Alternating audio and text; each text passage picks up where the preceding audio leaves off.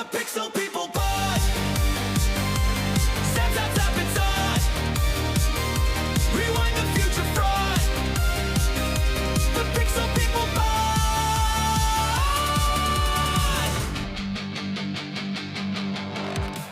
Hello, people. Welcome to the Pixel People Pod, the podcast where you ask, where do broken hearts go? Well, they go online and look up this podcast and listen to it. And they it get makes so them emotional. So emotional. Yeah. Then when it's over, you're so happy you just want to dance with somebody. That's exactly right. Say hello, Jen. Hello, Jan. Chris. Chris. So this week, we are doing Whitney Houston's album, Whitney, from 1987. We're going Not to be confused with her other albums. Whitney Houston. Yeah, we talked about this, and when we start talking about after Jan's news, Yeah, I'll kind of tell you my adventure for this album. Yeah, we got a good story. So anyway, before we get to that, we have, as always, Jan's Gnarly News. Here we go. Jan's Gnarly News. Jan's Gnarly News. Bring us that news, Jan. All right. Your June 22nd, 1980-something, Jan's Gnarly News. June 22nd, 1981. Peter Rossi, Peter Rossi. or Rossi, I'd say Rossi, of Vermont, broke the world record for playing the arcade game Asteroids at the Pinball Wizard Arcade. Want to know how long he played it? Who? Peter Rossi. No, you get what I'm talking about. Oh, The Who Pinball Wizard. Oh, Sorry. very good. Yeah. Oh, Yeah. See, I there would we go. say 36 hours. 38. I'm gonna go- Oh, sorry. Oh, I'm gonna go 38. I'm going 38. Well, you're both wrong. It's 38.5. dang. Well, you didn't let me finish. You cut me off like you did Greg. That's pretty I was gonna good. say 48, honestly, but 38.5. Those old games like that, as much as I loved playing them as a kid on my Atari and all that stuff, I would get tired after like 30 minutes and put another one in. I was never one that finished a game, like these people would, you'd always hear about the people that make it to the end of the Donkey Kong or make it to the end of Pac-Man to see the screen at the end. I never, the games like that ever went even close to, because I just got bored with them after a while. Well, Yeah, my me first thought either. was, he didn't use the bathroom for 38 hours. They had to give him a break. I mean, he has to give him Yeah. a 10-minute bathroom break and Yeah. stuff, I would imagine. It But- said 38.5 consecutive hours. Well, that means he was really good at it. Now, I've played video games for hours on end, but it's as an adult when I would play my PlayStation, like a racing game, I'd get like starting a career and I would just keep racing. And I played MLB baseball on my PS4 like for a year and a half as myself, just dominating everything like I was a major league pitcher. I would play it for hours on end, but I couldn't imagine playing Asteroids. Plus, those games back then like had a pattern set in them, so I guess he eventually figured it out. That's how they always beat those games back then, because the smart people would figure out the patterns. Yeah, I couldn't do it. I can't sit Yeah. more than an hour. I wonder what he's doing now. Still has like if he's made it, or if he didn't make it, he just has it on his wall. Like, He was 22 in 1981. okay, well, he's pushing 70 then. So All right. Released June 22nd, 1981. The song Urgent by Foreigner. and a great saxophone solo on that song. It's a great song. It's a great band when they were the band. The I band. even liked them when Kelly Hansen took over and they were Scab Foreigner. But now they Yeah, are. but Go ahead, Chris. that Kelly Hansen guy is a great lead man. Yeah, it's he quit. He I saw retired. him in concert with him, but yeah, that was really good. Yeah, I saw him twice with him, and it was great. But each time I saw him, Mick Jones is on guitar, who's a founding member that started the band. So, and Jeff Pilson from Dawkins, the bass player for him now, which I always thought was cool. But really cool. The last time I saw him was like 2015. Jason Bonham was their drummer then, and if you remember the movie Rockstar with Mark Wahlberg, do. the band Steel Dragon, the bass player in Steel Dragon is Jeff Pilson from Dawkins, and the drummer is Jason Bonham. And so Jason Bonham was drumming for Foreigner, and Jeff Pilson was bass player. And I was screaming, a lot of people in the crowd screaming, "Steel Dragon!" And when they would be doing like songs, Mick Jones is like 70 then almost, and he's up there. Everybody in the band just doing their songs, but Pilson from Dawkins has his foot up on the stage monitor, just like head banging, just rocking that bass. And it's like he's in such Dawkins mode, and it made me laugh. But Kelly Hansen retired last year, And they've got a new guy that was the rhythm guitar player singing for them now, and Mick Jones has Parkinson's and retired. So not only is the Foreigners tour now have no original members, but they actually have replacement for the Scab members. So it's like, if you see them now, you're seeing the best Foreigner tribute band you ever see, but it is not Foreigner. You know? So. All right. June 22nd, 1984. Chris, do you know what happened on that day? I don't, but you're going to tell me, I'm sure. You call yourself a fan. Van Halen jumped. 1984. Aerosmith kicked off their Oh. Back in the Saddle tour in New Chris, Hampshire. how dare you not know that? I know. Forgive me. I'm old. I forgot. So Yeah. Back in the Saddle tour. That was right when they started their comeback. was that to Done with Mirrors? Was that the tour to, whatever you call it, to go along with that album? I don't know. Probably though. 84? Maybe. Yeah, I don't because know. Done with Mirrors came out, and then it was Permanent Vacation like in 86, and then Pump was like 89, 90, something like that. So Yeah, probably so. Released June 22nd, 1984, The Pope of Greenwich Village. that's a great movie. Yeah. That's a great movie. Do you know who's in it? Mickey Rourke. You're right. Oh, wow. Who else? Eric Yeah. Roberts Oh, and the lovely Daryl Hannah. that might be worth watching with Eric Roberts in. That was when Mickey Rourke was still a good-looking guy, right? Before he got beat Well, up. it's got Daryl Hannah in it too. Yeah, I mean, I know. I'm talking about that. Well, I'll as a straight male, I'll say Mickey Rourke was a better-looking guy back then, and even Daryl Hannah was a woman, and it's a shame what Mickey Rourke did to himself. And that's when you look at Mickey Rourke going, yeah, God handed that guy down, from this beautiful face, and he's like, I think I'll destroy it. Wouldn't you agree? He was like, was he not like one of the best-looking guys ever lived, Jan, back then in the 80s? And it's like, hey. I think he was on my list of the sexiest men. And it's just like, let me just destroy this. Maybe if you're so good looking, sometimes you're like, I'm tired of living this life. I just want to be a normal looking dude. It hurts to look this good. Yeah. All right. have that Geraldine problem. Page was also in that movie. That's why I and gained all my she weight, by the way. was nominated for an Oscar for her role in that movie. Yeah. Even though it was a short role. I've heard a lot about that movie. So, and it's like, it's really acclaimed. So. Here's a synopsis. So you can decide if you want to watch it or not. Yeah. Two cousins turn Nope. to safe cracking to support one of their other cousin's pregnant girlfriend after they lost their jobs as waiters. Yeah, I'd watch it. And then they turn out to be in debt to a local mobster. I watch anything with mob stuff in it. So, Well, they're going to remake that with Ben Affleck and Damon, because they do all those movies together, all that kind of stuff. I think toward the end of it, their getaway driver was Pope John Paul. That's how the Pope part came in. That's awesome, He had dude. the We gotta Pope, watch he had the that. Pope mobile out there. He's like, get in, and then get away. Okay. Released June 22nd, 1984, Rhinestone, the movie. Rhinestone. That's got Sylvester Stallone. Yeah. and Oh, is Dolly that the Parton one? in it, Dolly right? Parton. Yeah. It's horrible. It is a god awful Yeah. movie. Sylvester Stallone 'Cause he has has to 2 sing in it? weeks. Yeah, he has 2 weeks to transform Dolly Parton into a singer. That's one of those movies that No, she sounded. has to transform him into a singer. Really? Yeah, like he's not a singer, and he's up there, and you need to go watch a clip of it. He's there singing, and it's like if I go karaokeing, it is god awful. He's monotone. He has no whatever you want to call pitch or whatever the technical words are. He's off key the whole time, and she has to turn him into a country singer. Well, Yeah, that is a Stallone said god-awful he movie. admitted that he regretted taking the role because of the negative critical reception. What that he year was had. that? 1984. That was right around Rocky IV and all that stuff too. So he was still riding high on his Rambo and stuff.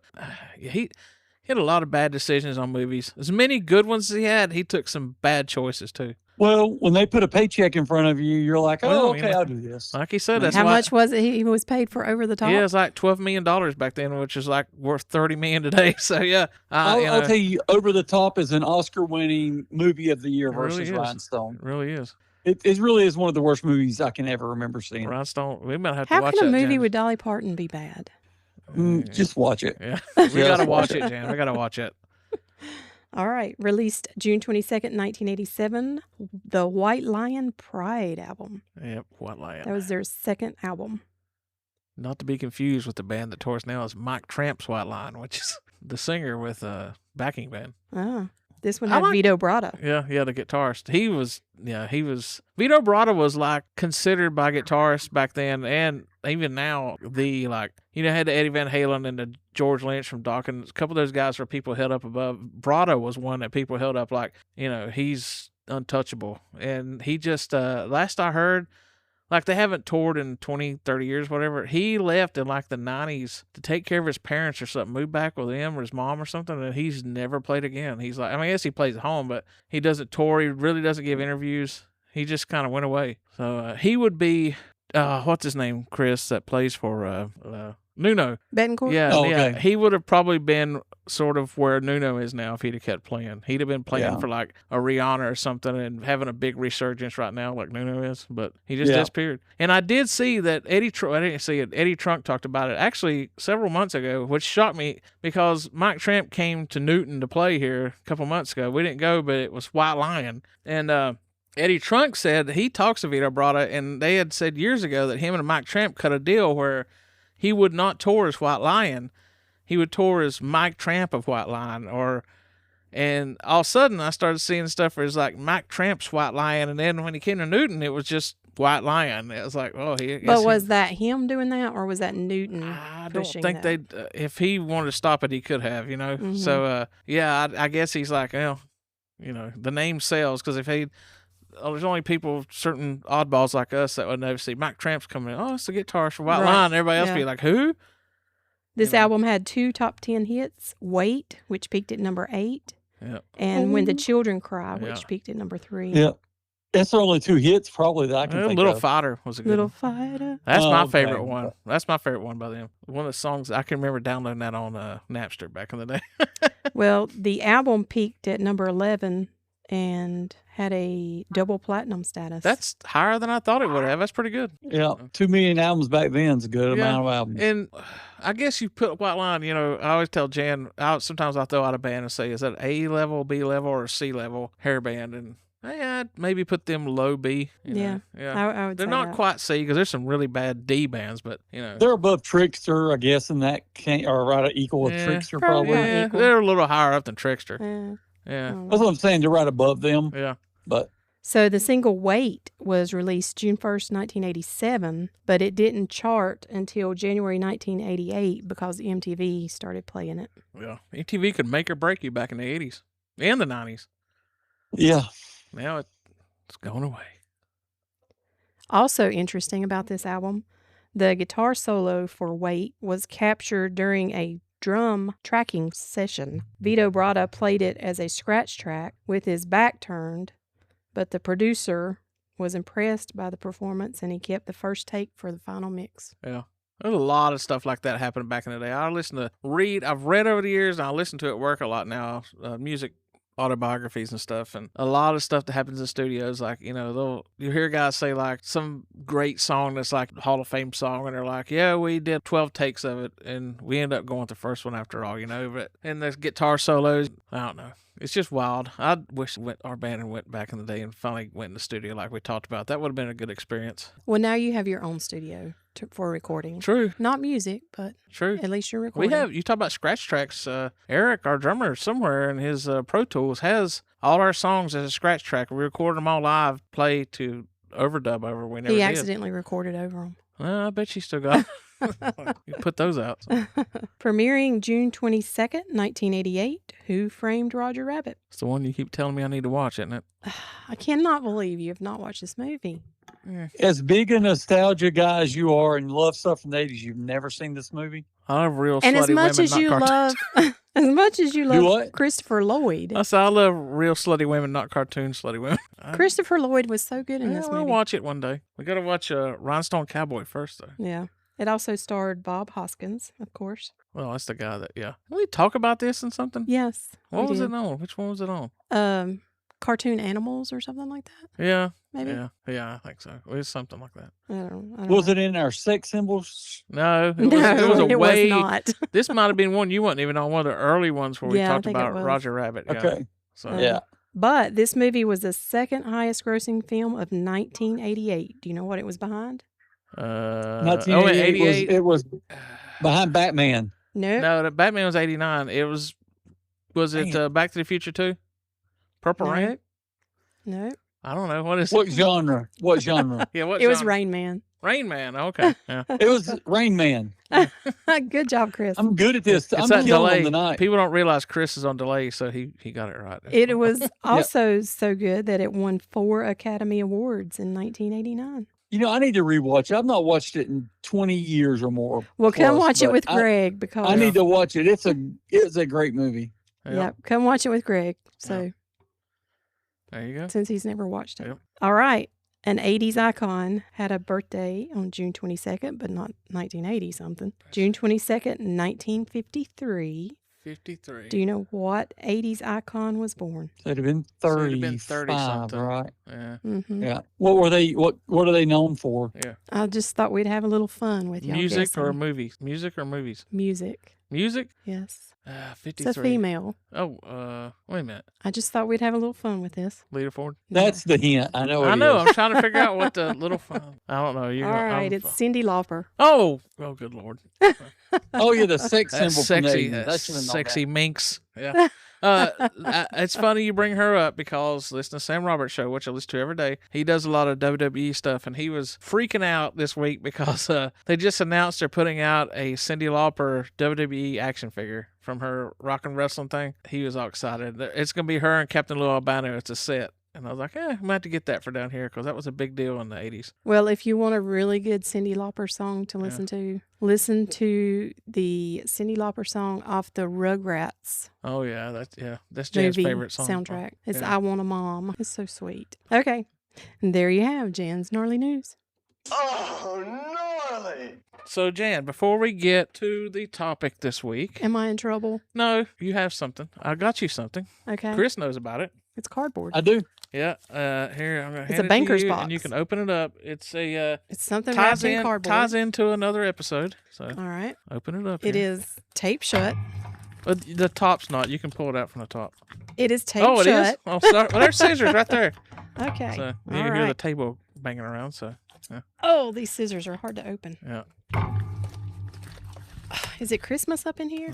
Uh-huh. Chipmunk Punk, the album featuring Simon, Theodore, and Alvin. As mentioned on last week's Jan's Gnarly News, Wow. This is awesome. soon as- 1980. as soon as that episode was over last week, I went on Spotify to see if any of those Chipmunk songs were on Spotify, and they weren't. And I was like, I guess it was only an actual LP. So I went on eBay and found that album with free shipping, total, tax and everything. It came in like 4 days for $11. $11. Yeah, We which have is got probably to listen to less. this. Yeah, less than what it cost probably back then. I'm taking this upstairs to listen Yeah, to we'll it. listen to on it tonight. Yeah. the- Okay. I'll So say. it's side one, Let's Go. And it says it's by R. Okasik.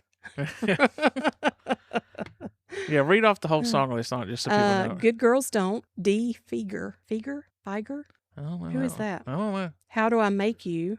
B. Steinberg. Refugee. T. Petty. M. Campbell.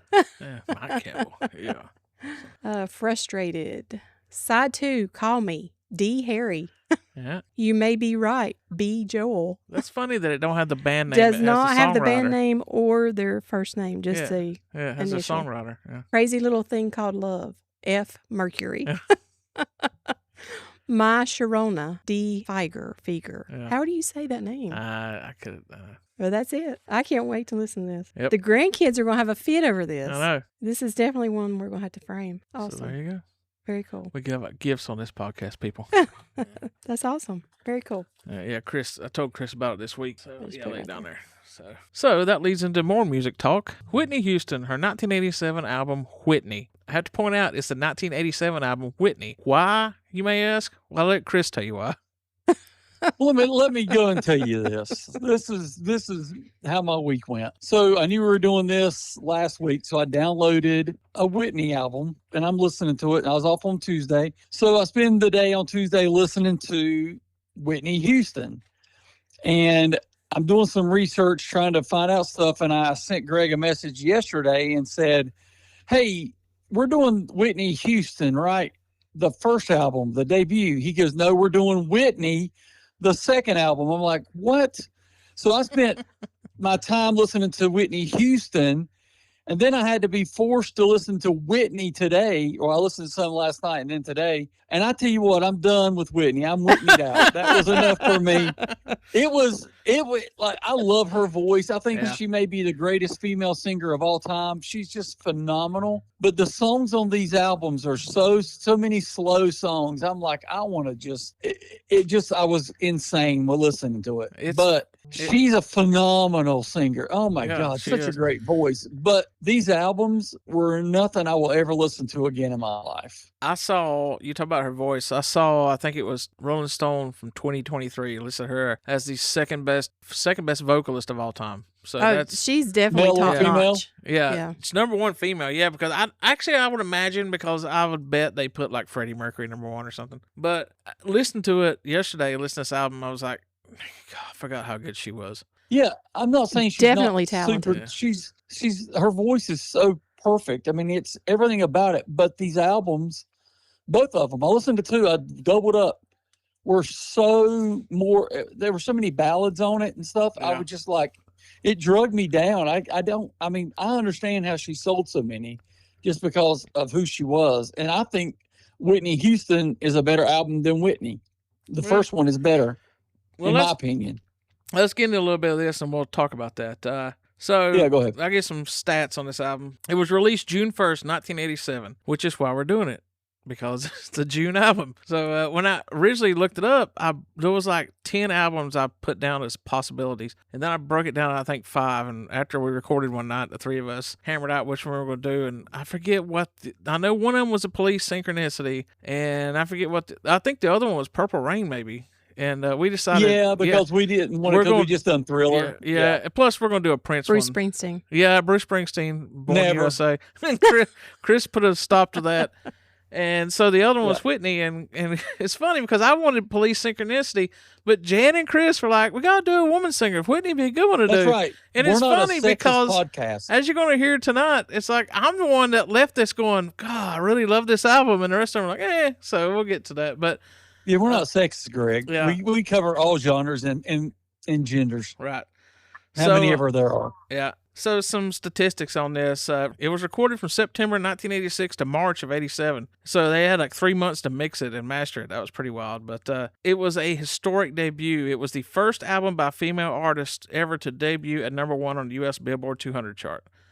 Which, think about that. That chart went on for a long time. You had these big singers, Madonna. I mean, like, Aretha, these soul singers, Aretha Franklin, all these people. Tina Turner had hit big right before that, too. Again, none of them hit number 1. And she hit number 1 debut. I guess they hit number 1, but they didn't hit debut. It's a slow build, but hers debuted number 1. And it stayed on top for 11 consecutive weeks, which is like insane. So that's 3 months, basically. It was a number 1 album in the country. It generated 4 number 1 singles on the Billboard Hot 100. She had 3 before that, so she had 7 consecutive number 1 hits, breaking a record previously shared by the Beatles and the Bee Gees. So, every song she put out there, 7 in a row from her first album through this one, were number 1. That's insane. And it has sold more than 20 million copies worldwide. So it's as far as the United States goes, it's a diamond certification. This album, talking about it, I get what you're saying, Chris. In case you people don't realize this yet, I'm not going to call you people. I'm going to reword that. You pixel folk. Yeah, and in case y'all have not noticed, the last couple albums we've done, we're not rating them anymore because I got thinking about it, and it was like the original, there was like Pixel People album review, and it's like, we're not reviewers, and I can't stand most reviewers anyway, so it's album talk. But I get what you're saying, Chris, where you talk about it's kind of slow because, we've talked several times about albums and stuff that we've done and the layout of the albums and how they came about. How would you pick these songs? And especially, the Def Leppard one is like, why did you pick all these? And then this one, though, has a very definite, I don't know if you noticed this, Chris, Jan did. It has a very definite, what's the word I'm looking for? A flow? Yeah, a very definite flow. It is fast song, slow song, dance song, slow song, dance song, slow song. Yeah, because when you listen to this album, the first song is I Want to Dance with Somebody, Yeah. and you're like, oh, this is going to be a good album. It's going to be upbeat. It's a great song to start with.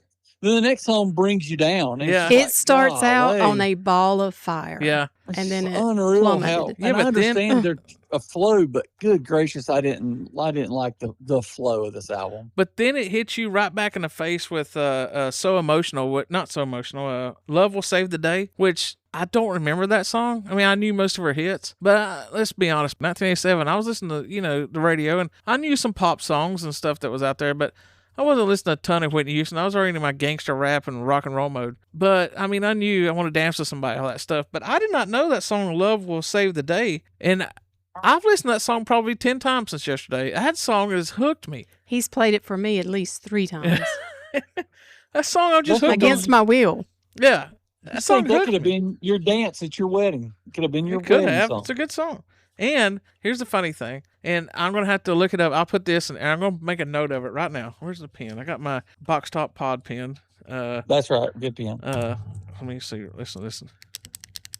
Writing this down. Look up yacht rock song. Okay. I'll tell you next week what it was. So we go to sleep every night now. Jan plays her sound machine, and I've been putting my earbuds in and listening to yacht rock to put me to sleep. And last night, when I put my earphones in, I was laughing, and I told Jan, I said, listen to this. And I forget what the song was, but it has a xylophone solo in the middle of it. And it's a playlist I have on Spotify, so I rewound it, and I said, listen to this, Jan. I put an earbud into her. I was like, listen to that. Is that what you put into her? I said, yeah. I said, it's a good song. It's got a xylophone solo. And, then anyway, so I'm listening to So Emotional, not So Emotional. Yeah, Love Will Save the Day today again. And it hit me like it had sort of a xylophone solo in the middle of it too. I was like, what are the odds? And I looked it up, and it's called a vibraphone actually. It's basically the cousin to the xylophone, but it has like a ripping vibraphone solo in it. I told Jen, so listen to this, 2 songs in one day. Like, Yeah. Yeah, that song like hooked me, but I did notice the pattern. It was like build you up, bring you down, build you up, bring you down. And again, I need to look up. I think tomorrow at work I'll listen to her greatest hits album, because I bet you that's a banger. Her greatest I'm hits sure. album. Oh yeah, her songs, her hits are unless they try to put unreal. some of the slow ones in there, too many of them. But Yeah, Where the Broken I love Hearts her. Go is a slow song, but it's a really good song. But How many songs were on this album? I think 10. yeah, No, 11. Okay. 11. So of those 11 Yeah. songs, I knew 5 of them. yeah. Well, Which 5 of says them a were lot number about one. an Yeah, album. 5 of them were singles. This I was listening to this album, and it made me think that in the 80s at this same time, Madonna was a popular female singer, maybe the most popular pop star female-wise. Oh yeah, But when you look at that, you have Whitney, and I thought of Sade, yeah. and then like Pebbles. I know that's very obscure name, Tina but Turner. I heard that today. You had a lot of massive female singers, and the hits were just, they churned them out Yeah. like crazy. Even that and, sex pot Cyndi Lauper. I mean, Girl power. I mean, Girls good just wanna gracious, have I'm thinking fun. about her Yeah. right now. yeah. I mean, yeah, you're right. There was a lot of they And it was- ruled the and- pop charts for sure. Oh yeah, and it was because of Whitney and Madonna. Those were the two that really helped map it for everybody else. And Whitney went on to have the biggest selling single of all time. I think it still is, from The Bodyguard, Oh, the Dolly Parton song that she covered. yeah. That's, I think, the biggest selling female song of all time, single wise, I think, still. Well, let me bring that up here because I did have some other stats. So I'll go ahead and throw this in here since we're talking about that. So I looked up her discography, and it's amazing to look this up. Okay. She has the highest selling record of all time for a female, which is the Bodyguard soundtrack, which is, Yep. Yeah. This is worldwide. That album has sold 45 million copies worldwide. So she's by far the number 1 female singer as far as So album you're sold. saying we need to watch that movie? I've seen it. I mean, parts of it. I know That's what it like is. you've never seen that movie No. yet? That's a have 90s movie. not. It's a 90s movie. It don't count. That's Well, 1992. it does count. It's a movie. Yeah, I It's know. a movie. So I looked at her, listen to her statistics on this. This isn't all her albums, but here's the ones that were diamond or more. So the Bodyguard soundtrack, which is a movie soundtrack, but it's sort of like the Batman soundtrack and Jan's Trick or Treat soundtrack. It's Whitney Houston does all the songs, I think, but maybe one. It's 45 million copies. Then Whitney Houston, her debut that Chris loves and listened to before this one, from 1985, has sold 25 million copies worldwide. Yep. Whitney, this one we're doing, has sold 20 million worldwide. My Love Is Your Love from 1998 is a diamond, 10 million sold. I'm Your Baby Tonight from 1990 is 10 million sold. And her greatest hits album in 2000 is over 10 million. So she has 6 diamond selling Wow. and 3 multi-diamond selling records. What a career. Yeah. It's crazy. And And you can't help but think, if Yeah. she had lived, if she Yeah. had just lived, what other music would be coming out of her? Yeah. I mean, it was her prerogative. Yeah. I know. I was getting ready to make that joke. That's funny. But no, I like that was, and I know we talked about this, I think yesterday, Yeah. and you were talking about she had some issues before Bobby came around. I looked but that up, but I ain't so sure she did. I don't think she did. You said that, and I just was like, okay, he's been researching this. Maybe he saw something I didn't. I've heard people say that, but I looked it up and she really didn't. I think, But I mean, she might have smoked pot or something like that. But no hard you just stuff, put those two but- together and they seem like they brought the best and the worst of each other, you know? And Yeah, it's like, and it's- if they had never got together, where would they both be right now, you know? So, yeah, I mean, legitimately, I miss her voice in songs. Like, not all these slow ones, but her hits. Like, you hear that on the radio and it's just comfortable. You're that's like, what I oh, told God, it's Jan Whitney. before we got on here today. I said, I was listening to this album you're staying, and it kind of made me sad because I was thinking, like, listen to that voice, and she, left way too young. A lot left to give, and she didn't get to give it. Yeah. But here's what really struck me because, playing in band, when we'd write a song or when somebody in the band wrote a song and brought it in, they would say, all right, this is what it sounds like, and sort of play the guitarist in the band or whoever, they play like the chords and say, this is what I'm running with. Then we jump in and fill it in. You bring a song part and say, this is where it's going to go, and you build on it from that. I think about somebody like her and Elvis and all these people who didn't write songs, they just were singers. To as good as she is on those songs, it's like, how do you come in and somebody goes, here's this song, I guess they have it like rough demo from like a scratch track or something, and you say, put your imprint on it. But she sings so well in these songs, it was like, I just wonder how much of that was her putting her own little spin in it as far as melody goes and all this. It's always made me curious about that when people like her, because I can't imagine every little thing she does in songs was like the producer going, okay, now I'll do like a little trill right here and do this. That has to be her doing it. That's what made her probably better than so many other ones, is because she could interpret a song off the lyrics and the layout and sing it that way and be like, man, that's talent. Yeah. It was just like she was touched by God with that voice. I mean, it was just unbelievable. Yep. I know you both were like, I know this pop music and stuff isn't. It's really not either. All three of us, it's not in our wheelhouse, but the hits are, we know them. But another song I got when I was listening to the So Emotional, we've talked about how 80s pop music was so much better back then than it is now, pop music, because people were playing real instruments, and, even if, you're a singer, they bring studio musicians in, really. And now a lot of it's like, keyboards and stuff, which I don't know, that's still musicians playing them, but listen to that song So Emotional. It has a ripping guitar solo in it, and I'd really not ever paid attention to it as I was singing along with it coming home. I guess, Did you find out who did that? Yeah, because that guitar solo is so great, and I was like, man, that. So I looked it up, and it's Italian guitarist. He did studio work, and he's big in Italy. His name was Corrado Rustici. Oh. I was wondering, I figured it'd be, somebody we'd know of, but it was like, because hell, back then in the 80s, every song that you don't know the band was Toto. I figured, oh, here it comes. Steve Lukather was the one who played the guitar solo. It wasn't, it's some Italian guy. But, hey, real quick, yeah. Something I just thought of when you said that. Talking about Toto and all that stuff. I was actually at a friend's birthday party, little thing he had, and some guy I'd never met before. We were talking about the Michael Jackson movie,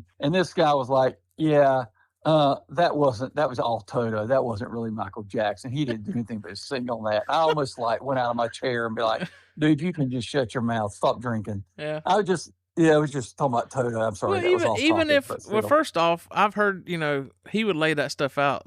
He told them how he wanted it to sound. They played the stuff. So he was wrong on that. But also, who cares if it's Toto that wrote the music? He wrote the lyrics, and he came up with the melody and all that stuff. That was, it's so snarky talk like that. I just ignored him. I just walked away. Again, it's like, I don't think people realize what all goes into creating a song, and especially when you're on that level, for people to think, you don't have no talent, it's like, you don't get to that level without talent. I don't care what you're doing. That's like that epic movie on Elvis when he was doing the tour that we watched. Yeah. Like, you see him go on tour, but you don't see all the work that goes in behind all the stuff. So we never see. That's why there's a DVD. There's the Making a Pump that Aerosmith did back for Pump, and you watch it from beginning to end, and you see all the stuff. You as and just a song person, I don't know anything about it. I just listen to the music.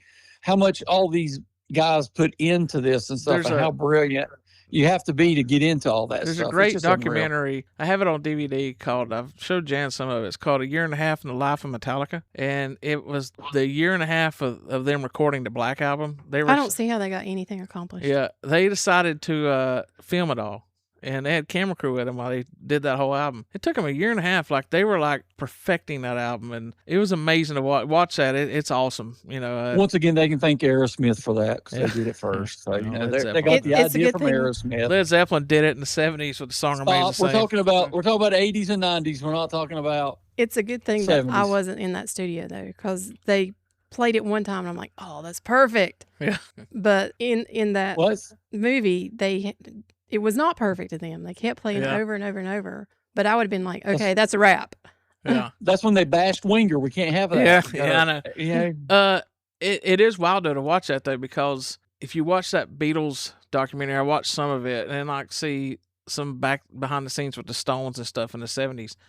Everything was on tape, and you can only do so much. Oh you yeah. know? And to edit a song, if you want to put a certain, we need to put this bridge here, put this, you'd have to cut the tape, and you had to be a good editor to song. You know, by the time Metallica was doing that, I think they still might have done it on tape, but it was, you know, now you've got like unlimited digital. You can do whatever you want. You can, Yeah. you know, It's a different world. if you'd hear these podcasts before I edit them, you'd freak. Yeah. Yeah. you know, What are you talking about? We're perfect. yeah. But wait, We're putting out a blooper episode of all of our mistakes. yeah. We pronounce all the names right and everything. So I was That's looking right. up some stuff. Go back to this album a minute. It was executive produced by Clive Davis, who did a lot of big hits. So, Yeah.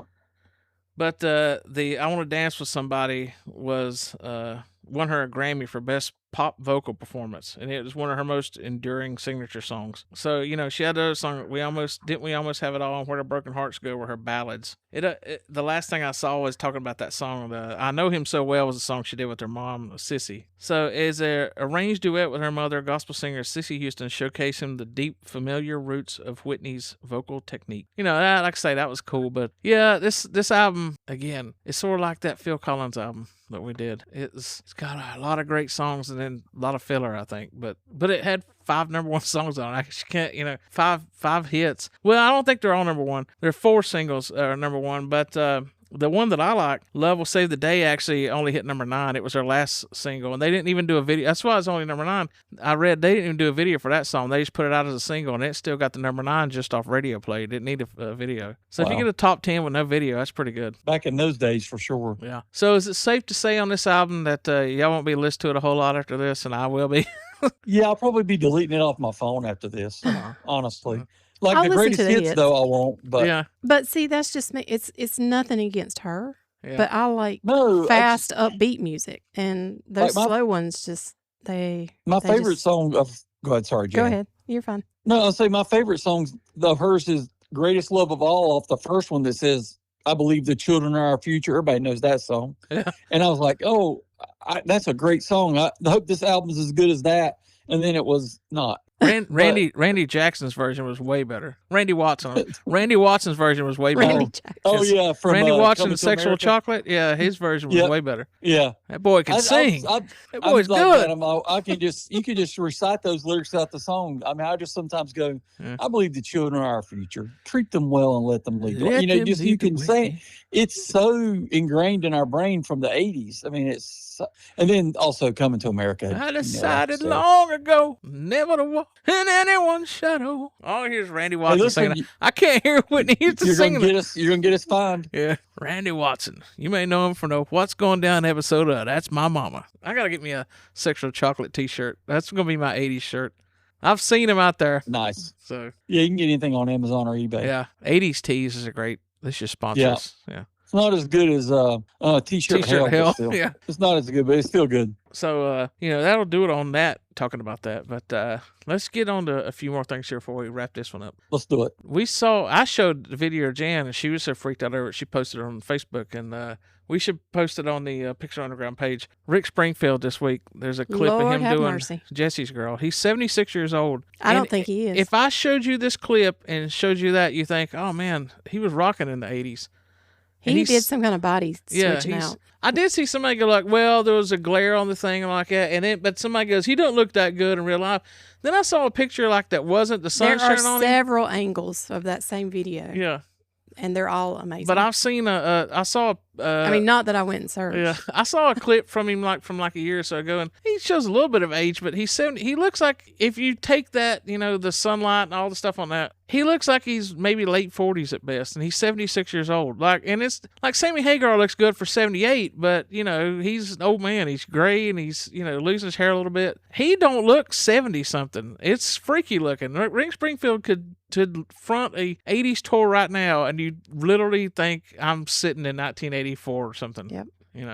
Well, I wonder how much of that, when they posted that clip, when you see people just posting that picture of that clip, how much Photoshop was taken into it to touch it up and things like that. No, there are several different videos out there of this from that same show. performance. Yeah. So there's no way there's got to be an old video. There's just it was from last week on the show.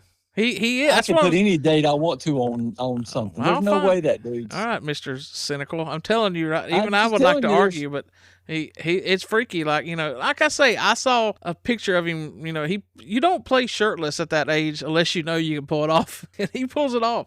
It's freaky. He can pull it off anytime. Yeah.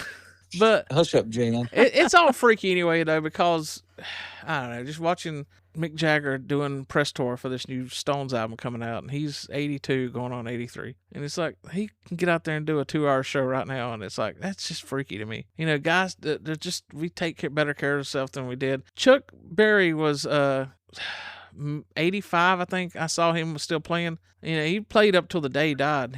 And I remember seeing a clip from him doing Mover of Beethoven or something like that at 85, and he was so slow, and it was just like a shell of itself. And then you see Keith Richards, 82, and all the stuff he did like that. He still got out there and looked like a rock star and play it, not quite as fast as he used to, but still it's like, it's so wild how better people are at aging and keeping it going than they used to be. But I guess life's like that anyway. A lot of people are, we don't look like we're 50 something compared to what our parents did at 50. So I can't imagine. Well, every high schooler I see now looks like they ought to be in 5th grade. It's like, no, I'm a senior. Like, wow.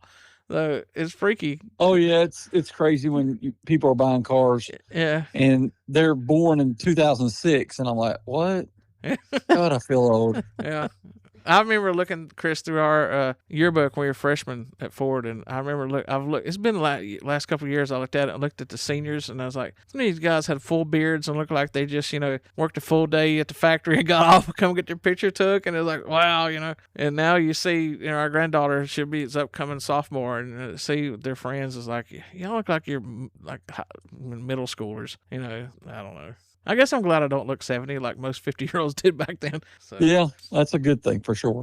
Yep. We have to keep our looks up for the podcast. We'll have to, when we start to go, get that Rick Springfield plastic surgery done. Yeah. I have a face for podcasts. I'm going to start doing my podcast Same. shirtless once I get into shape. Nice. So anything y'all want to add this week? Anything happened this week with y'all 80s-wise? Or 80s-wise, news-wise? No, not really. Chris has been slinging cars. Yeah, trying my best. Yep. So we need to, on the 1-year anniversary of your new job, Chris, we will screen Used Cars, the Kurt Russell movie from the 80s here at the house. Okay, good. And then we'll watch The Goods after that. Yeah, The Goods. Yeah. I guess that'll wrap it up this week. Just find somebody this week and dance with them if they love you. Yeah, and get y'all who are listening, share our page with everybody. Yes. I'm going to start being the guy I used to hate. Like, share, and comment, people. I used to hate people who did that. Make sure you like, share, and comment. Every time Jen and I'll be watching a YouTube video and he goes, make sure you like, share. I'm like, no, I'm not going to do it now because you told me. But now I'm begging people, like our Pixel Underground page on Facebook and share it. Let me tell you something here. People don't understand how to share a page on Facebook, I don't think. So I'm going to explain it to you. Oh, gosh. Go to the Pixel Underground page, right, on Facebook. And where the header pick is, if you'll look right underneath it, there's 3 or 4 little white dots. On my phone, it's above the header picture. Okay. If you're on a computer, it's below the header picture. If you're on a phone, it's above it. There's 4. It's on the right-hand side, though. It's little white dots. If you click on those little white dots, it says invite friends. Click on that and then click on all and send.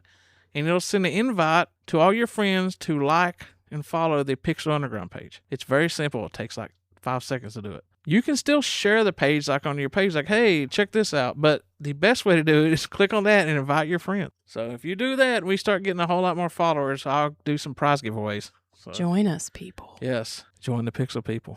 Jan's doing the thing from what's that movie? What's that movie that you remember? Body Snatchers? Body Snatchers. Yeah, Jan's doing the point and stare thing right now. I was actually doing something from Lost Boys. Oh, what was it? There's a clip in the movie where they say, join us, Mike. We were talking about that movie on the bonfire the other day on Sirius. So about Corey Feldman. There's a conspiracy going. Speaking of that, we almost lost a Feldog this week. Oh, how could we forget that? He's our muse, Chris. Stop it. So He is not. yes, he is. You're outvoted 2-1 on this one. Here's the thing, though. There's a conspiracy theory now that he had a new single that was dropping, I think, this weekend. There's a conspiracy theory that he faked his stomach pains to get out in the press so he could promote his new single. And Well, I did see. he did this week. Yeah. Did you see where he said that he was up for the role of Frodo, Yeah. but didn't get it? But then he also auditioned for Gandalf and didn't get that either.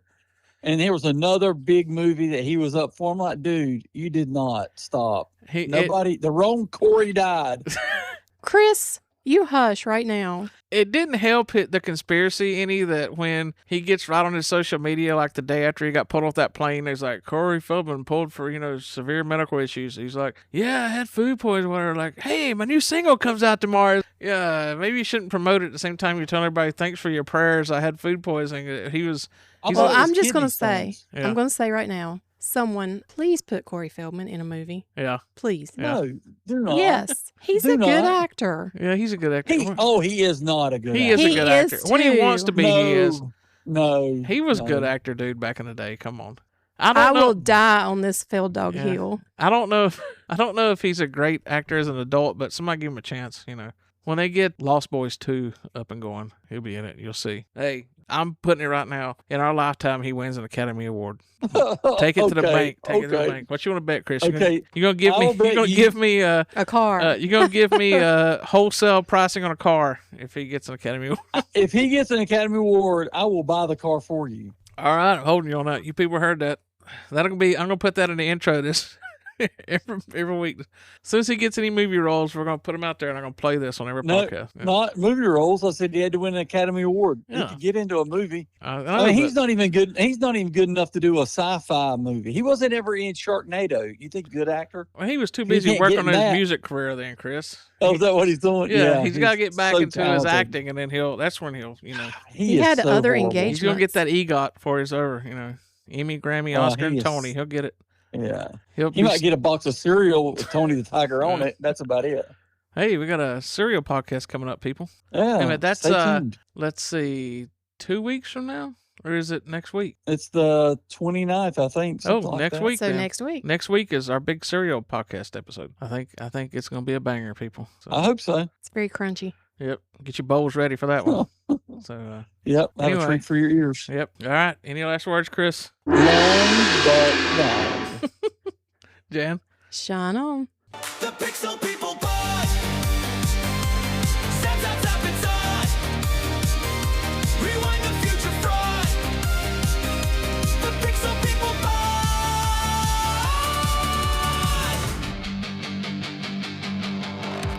Thank you for coming to our podcast.